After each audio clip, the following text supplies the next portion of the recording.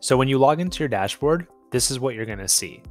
You're going to have the ability to change the metrics that you're looking at for any period of time that you want to do by using this dropdown. So we can check it out by the last 7 days, last month, or we can customize it for the lifetime that you've been on the platform. For the use case for this, I'm going to use the last 90 days. After we've set our time frame, we can now look at our highlights from our main dashboard page. So we can see that we've had 640 requests come in over the last 90 days. Now a request is really a lead. That's a customer telling you that they want to see you at a specific store.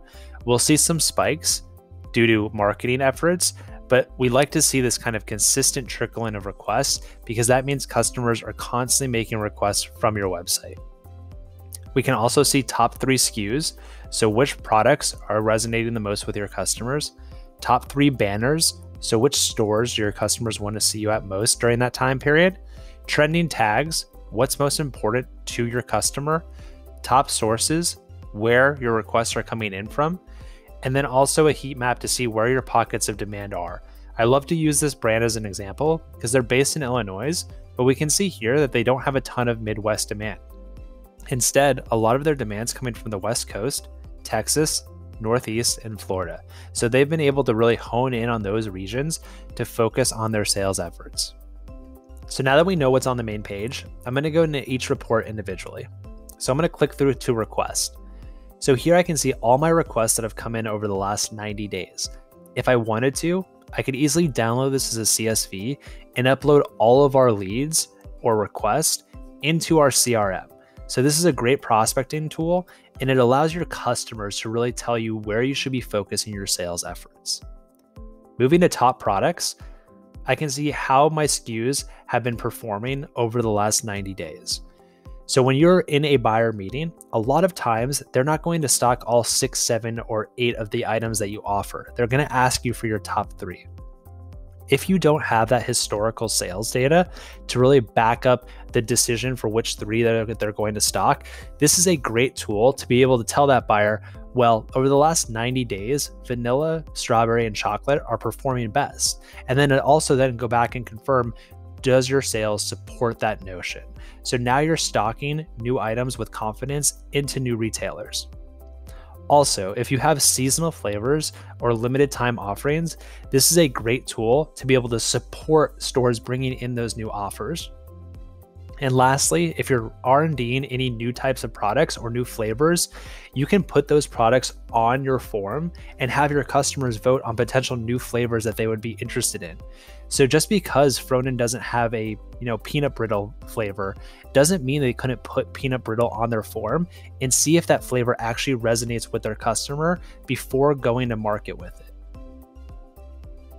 Moving on to request by store. This is really your main page and where most of our WeStock brands do the bulk of their work. So here I can see all the requests that have come in all the way down to the store level over the last 90 days. So this Whole Foods request that's come in, I can see there's been 3 unique shoppers that have requested 11 total SKUs at this Arlington Whole Foods store. If I wanted to dig deeper, I could type in Whole Foods here and search all the requests that have come in for Whole Foods over the last 90 days. Now, this is really the biggest part about WeStock.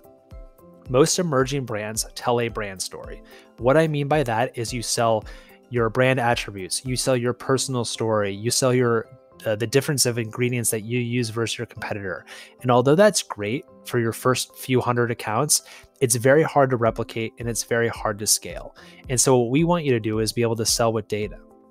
Be able to identify which Whole Foods regions you're performing and the best in and which Whole Foods regions you have the most demand for. And from there, we can then help you identify the right buyer, put together a very convincing buyer and sales report that shows how much demand you have for that product, and put together a sales story to a retailer that's more based off of data and consumer demand than just your personal brand story. And what we see across the board is that brands that lead with data are consistently opening up more accounts than brands that don't. And that is the whole purpose behind WeStock. Let's say you're not honed in on specific retail banners. You really just want to focus on increasing your presence into new regions. We can do that by clicking on request by state. So again, I love using Fronen as an example because they're based out of Illinois. They don't have a ton of Midwest demand, but they do have a ton of demand in these other regions like the West Coast, like Texas, like Florida, and like the Northeast. So they've been able to really take advantage of that and approach new retailers in these key regions that they're trending upwards in. So let's say I click on California and I see I've got requests for Whole Foods, Safeway, Ralph's, but I can actually take that data and I can regionalize it. So let's say Whole Foods says no to my product. I can still take those Whole Foods requests and I can show them as California requests and show them to the Safeway buyer. So just because you have a request for a specific banner does not mean that you can't show it to other retailers. You can, you just want to regionalize it and show it as overall regional requests, not store specific requests.